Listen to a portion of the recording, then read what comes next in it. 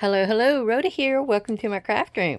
Today we're working on Craftly Haul again, and it's day 27, though in the list it's 28, but everybody said that was transposed. We're switching it around and going with everybody else. And it's going to be a half page today, but we're going to put a lot into it, so stay tuned.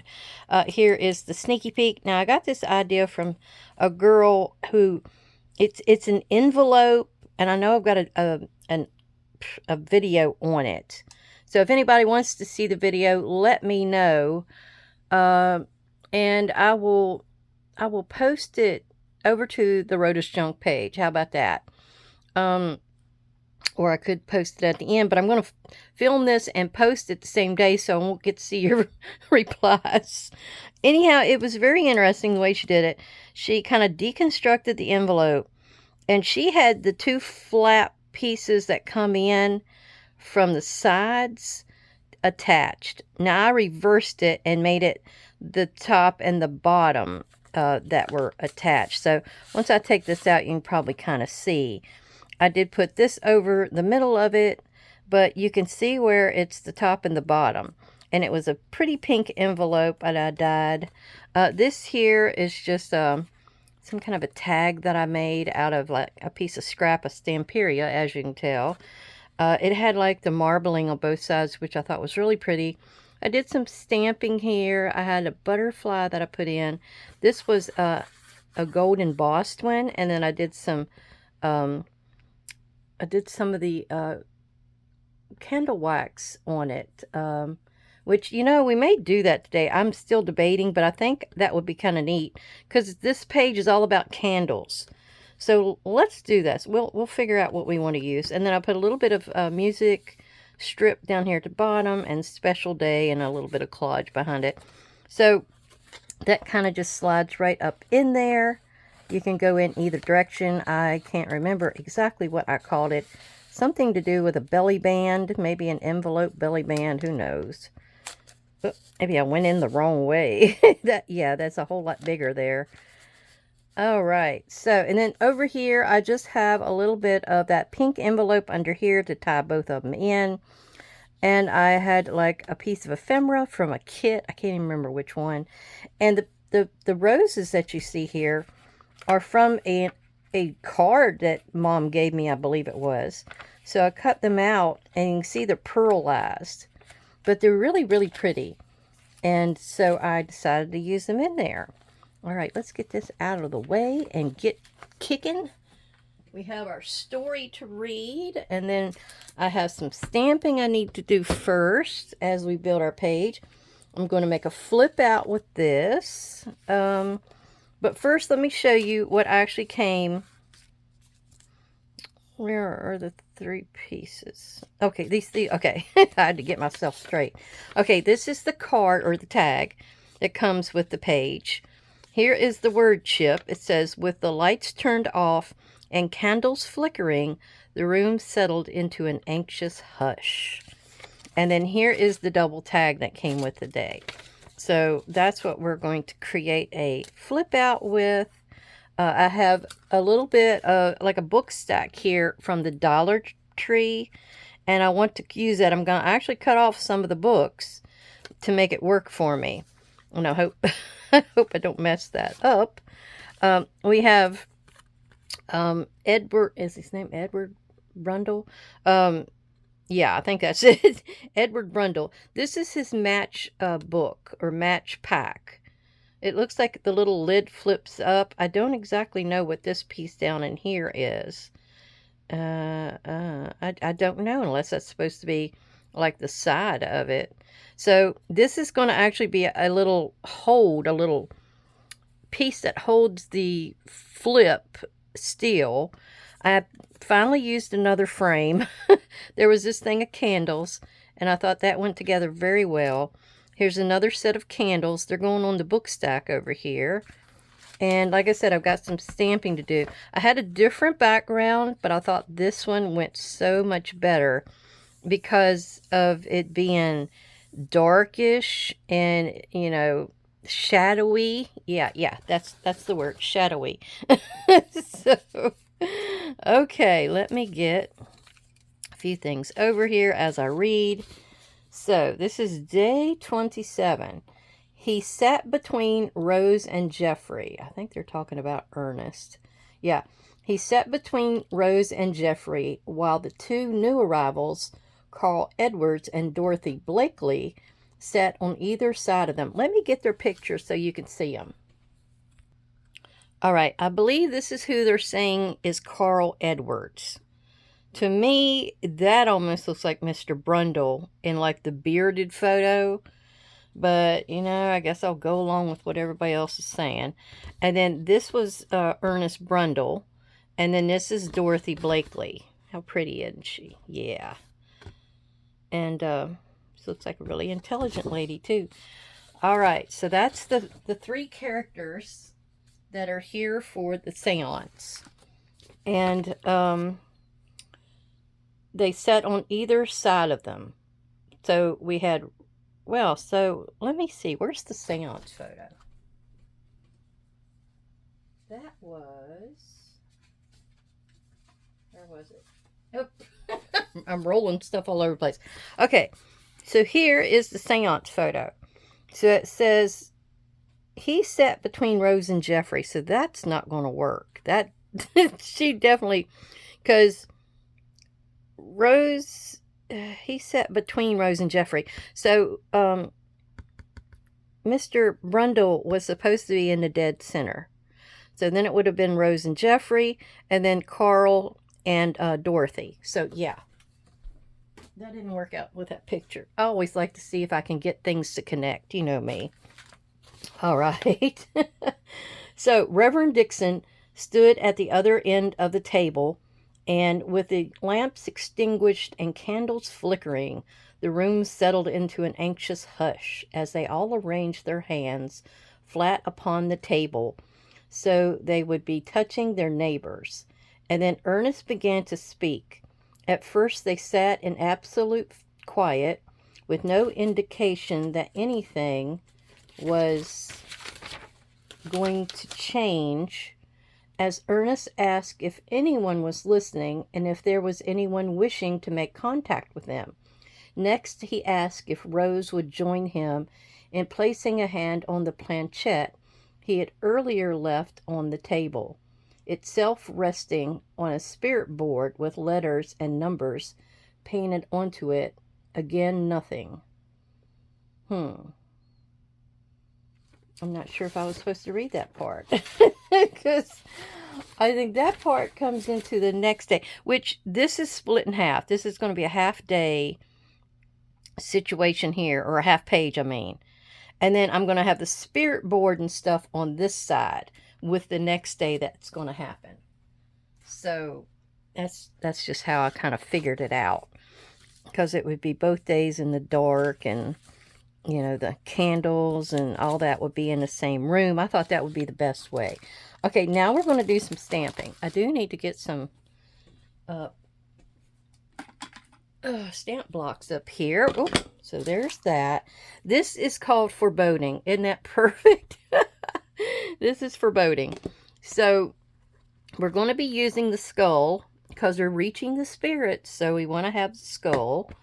That's going to go right here. Then we got a candle. I love this one because I wanted that candle. And I think we're going to use the spider.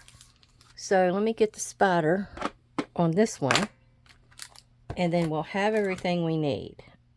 I got to clean that stamp block. It's in bad shape. I think everything is going to be stamped in black. I think that's the best way to go. And I think I need to get a refill for this because it's starting to go downhill, and I only get a good shade of black from the outside edges, like here and here. But I'll tell you what, it's been a good one. Now this is my VersaFine Pigment Ink for Fine Details. It's Onyx Black, and I love it. I've used it for card making at the very beginning, and then any kind of fine details like these on his face, the hatching and cross hatching. Yeah, it works wonderful. Now I got to get this in here first because I think I've got a little bit that's going to stick over one or the other of these. Now the spider's going to be tricky. I might have to do him a little later after I've got a few things on the page first. Oh no, I was supposed to have I was supposed to have watched where I put the line up here, though I might be able to get away with it because I've got to have the candle coming down, and masking is a good way of doing things where you're layering, and I think that's what I should have done, but I think we're just going to try to get away with it. So I'm going to kind of put that right here and lay it hopefully where the line of his skull and that line of the candle right there kind of meet. So we're going to see what we can get out of that. It's all right, but it's not what I would have wanted. You know what? We may do something with a wax seal right there. Let's pop this top on my ink, and let me see. All right, I got my little wax seal kit here. I think I got it at Michael's, I think. American Crafts, I'm not sure.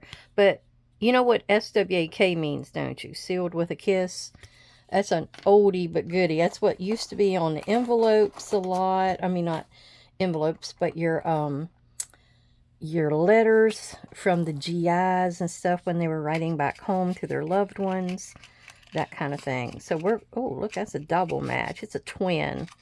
I don't think we need a twin today. We just need a single. Now, I picked the key because they're trying to unlock the secrets of why Craftly Hall is haunted. Woo-hoo-hoo, do you get that? Okay. I'm always into symbolism. Some kind of symbolism. Let's see how this works. Okay. Got to set it where it's not going to burn the house down. And then we're going to get our drip started right here where I messed up. If the flame will start. There we go. Because I'm going to just put it right over top of this. And I don't know if you can see me, but I'm dripping. And what you do is you try to strategically have the drips hit exactly where you want them to go. Now I was supposed to be painting on this first, but that's okay. We'll do that in a minute. I'm going to shine up the candle a little bit. Oh, I have a piece of wax wanting to fall right there.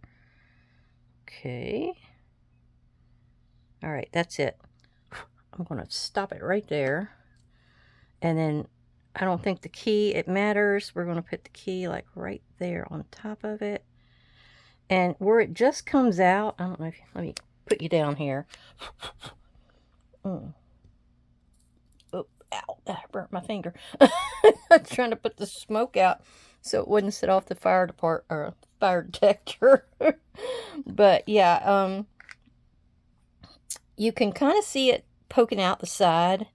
That's what you want. So you become skilled, I guess you would say, for otherwise a different word, on how to load this to where it's going to work just right. So this gets to wait for just another second for it to cool completely and to seal in that image. So give it just a second. All right, let's take it off and see how she looks. There we go. I could have used a little bit more wax, but I don't know. I kind of like it because it's got like a drippy look there. So I think we're good. Now, the thing I wanted to do was do a little bit of painting the candle to get it to look more like a candle, I guess, to give it some color. I've got like a bronze here. I don't know if I'm going to get much out of here, but this is mica spray. And I'm almost down to the nitty gritty here. Oh, I didn't, I didn't shake it. And then when I did, I got it on my table. All right. Got to get the mica mixed up. And then we're going to see if we can get a little bit of it down here. I don't think I need much. I don't even know if I got that much mica in it. I think I did this on that one envelope I showed y'all that I did. And it turned out really cool. It's really glistening. So what we want to do is just kind of rub it on here to give it a different shade. Oh yeah, I can see it. It's glistening. I hope it don't soak my paper so much that it falls apart. I can see it buckling. So I think that's all we want to do to that. Okay, put the lid on that one. Can you see it glistening? How it's yeah, look at it. That's cool. That kind of takes your eye away from the background, which is showing the wallpaper. Now this one is considered pure sunshine. This one, like I said, was tarnished brass. Oh, I didn't tell you though, did I? So one little dot of this ought to do it. Doink. Oh, that's a big dot. All right. Yeah. I still got a little bit of tarnished brass on my brush, but I don't think it'll hurt. But we want to light up the candle. Ooh. Okay. That's glowing. Wee wee. All right. Hopefully it'll dry to where you can actually see those few lines that was still in it. All right. Let me clean up and we'll get back to work. Or do we want to... Well, we got a little bit on a brush. Why don't we just kind of put a little bit more of this kind of over here where it kind of looks... Oh, yeah. Not too much. Don't get carried away, Rhoda. Yeah, a little bit like that. And then maybe a little bit of tarnished brass, what's left on the can. Oh, yeah. Oh, yeah. Can you see me in my off screen? Good grief. All right. Yeah, I'm putting a little bit of the, like a shine mark, I guess you could call it, through here with my tarnished brass. And yeah, that turned out really pretty. Didn't need much. All right, can you see? Oh, yeah. Okay, so that is my enhancement to my candles. Everybody else was using wax and this and that on them, but I wanted to use that. All right, it doesn't look like it's going to put that little bit of line back in there, so I'm going to see if I can do it with my micron number 8. Huh. That helped it. See, it needed that line to kind of break up all that gold. I hope I didn't mess up my micron. Okay, now we're going to get to doing this flip out. So first we're going to glue. I already cut this. This is, what is it? It's a half, but maybe just a little bit more. And it was just some of the scrap paper that I've been saving over in that one little container. And we're going to go ahead and fold it first to get it trained. And some of it I have to cut off, so that's okay. And I glued it together with my regular old stuff here, but it didn't seem to go all the way through that piece. All right. There. All right, now it is to fold this way, so I got to remember how to do it. It's got to be in this position. And I want to do it inside first, so it will hide it. And then the other part will be hidden when I glue this down. All right, let's see if we can get that part on there like that. Let's see. Maybe we'll go this way. See if we can get that on there straight. It kind of warped a little bit, I guess, because when I put that glue to put it together, it's got a couple layers, because I did want it to be kind of strong. And then, don't know if that was a smart thing or a stupid thing to put those couple of layers there. I do want to cut this a white edge off that I can see. That won't be seen because that'll be inside. Okay. And then if I glue it down, trying to make sure that's not going to be too stiff, but I guess it's all right. We've done committed now, haven't we? Oop, there's a little bit that needs to go there. Go along my edges because I want to get all them down. And I'll cut this extra off here in a second. All right. Okay, gonna lay it that way and push her down. Got a little bit seeping out. It's always fun to try to put these things together. Oh, I didn't even say thank you for coming to visit, but I really, really do appreciate you stopping by to visit. I hope you get to see something today that sparks your interest, that gives you some inspiration on something you might want to do. So far, I've been doing some pretty basic stuff in this journal. I didn't want to get too complicated, but I did want to put a few things in here that were, you know, different and interactive and stuff like that. So that's where I've started to add a little bit of items like this flip out. I don't know that I've done a flip out so far, have I? I don't think I have. All right, so that's the way this is going to be. Now I'm going to go ahead and glue this on here with all of our pretty pretty glittery candles doing their thing. I guess that's that helps create either the scene or comforts the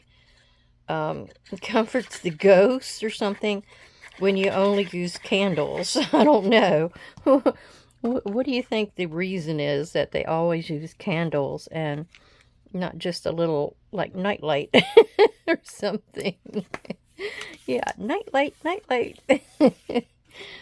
Oh my gosh. Maybe that's because mostly the ghosts that you encounter didn't have lights. I know quite a bit of mine didn't, like my grandma and stuff didn't have lights all that much, you know, depending on the house and where it was, and it was too far back in the bushes, or you just never know. All right, so I'm going to go ahead and ink that up. I don't need to ink my edge because it's nice already. We're going to see about getting this on here, and I don't want it all the way down to the bottom. I wanted it up just a little bit. So we're going to go ahead and glue this to the back side of our page. Okay. Just about maybe right there. I wanted maybe 1/4 inch still showing down there. So that will work for me. Will that work for you? Oh, I did want to discuss, let me turn this over and try to train it a little bit. I did want to discuss a movie that I just recently saw. Now, it's an older movie, but I thought it might be something y'all might want to see since y'all like the scary stuff. And it's very interesting, you know, the way they go about it. So, it's Knowing. Has anybody seen that? Knowing. Just one word. And it's got Nicolas Cage in it. And I'm not sure who the rest of them are. He has a small son. His wife has died. And he has a small son. Now, I'm going to have to repair that a little bit more. And so what happens is there is a, what do you call it? A time capsule that has been buried at the school that his little boy goes to. His little boy's about, what, 10 maybe? Maybe 3rd grade, 2nd grade, something like that. So, I don't have kids, so I'm not good with those numbers. So anyhow, they have a 50-year lifespan on this capsule, and it gets opened. And everybody got a letter. All the little children from way back when got to write a letter or draw a picture or something like that. Maybe they had the assignment that, you know, what do they think would be in the future kind of situation. Now I'm going to glue this right up here at the top, right in the center there. And I wanted it to be a flap to hold that, but I don't think that's going to happen. I think I put it up too high. If I put it this way, goodness, maybe like that. I think it's going to be too hard to get that back underneath there. So, all right, I got to rethink these. Maybe they'll just go there and kind of tuck out the top. All right, that's what we'll do. So yeah, the little boy, he gets a letter. They're all sealed, by the way. So he goes off and he looks at it and he is trying to figure out what his letter is about. It's just a bunch of numbers. A whole big bunch of numbers. And it covers the whole page now. Now, of course, they'd show you back then the little girl that is writing this up. I didn't get that straight, did I? That's writing this up.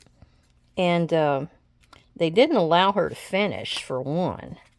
Because she just was going to town now. She was going to town with that pencil. And they go ahead, and I'm going to put this up here. That's where that's going. And yeah, I think he takes it to his dad, and he's trying to figure out what's going on with this bunch of numbers. And I forget. He's I think he works at a place with what do you call that? Where you look into outer space with that big telescope. He works there, and he's got a friend that works there as well.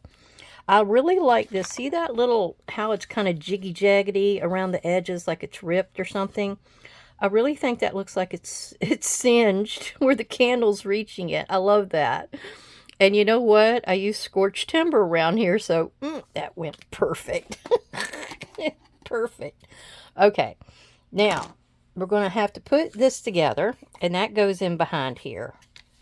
Kind of maybe right there. That's why we had to get the skull down first, because this was going to kind of lay on top of it. So anyhow, with the with the movie, so I forget what it was, but he ends up figuring out that all of these things were dates. And then in between the dates were these other numbers. And he never figured out what exactly those other numbers were for a long time. And then he's on the highway going, I think, to pick up his son at the school. And he figures out there's a plane crash that happens right over top of him almost. Almost hits him. And he he goes back and he looks and he finds out that that date was exactly the date on his piece of paper. And then he looks at the coordinates on his car, which I guess it gives you GPS coordinates where you're at, and that's where it was. It had those exact. This girl was from 50 years ago now, and wrote up all this stuff, and then he finds out all these other tragedies that's happened, and people had died, and then he looks into the ones that were coming up in the future, and he tries to stop this one that was in a subway or something. So he tries to keep that one from happening, but couldn't, of course. And then he had what did he met the girl's daughter that had wrote all of this, and he's trying to figure out more about the person that wrote it. And okay, we're getting over here and adding these two candles, but we need to cut our book stack first. Let me see about cutting it and not even having to. I'm going to cut it right here at this big dark book. So he meets her, and at first she doesn't want anything to do with him, and then she becomes his friend, and then they find out, she finds out what he's doing there with her, and she just kind of gives him the cold shoulder, and they don't see each other for a while. But then she ends up being on his doorstep one day, and I forget what's going on. But in the meantime, they're starting to see these people, these men, and it's usually about one or two of them, but there was four of them altogether. Well, the little kids call them the whispery people because they're whispering to them in their head.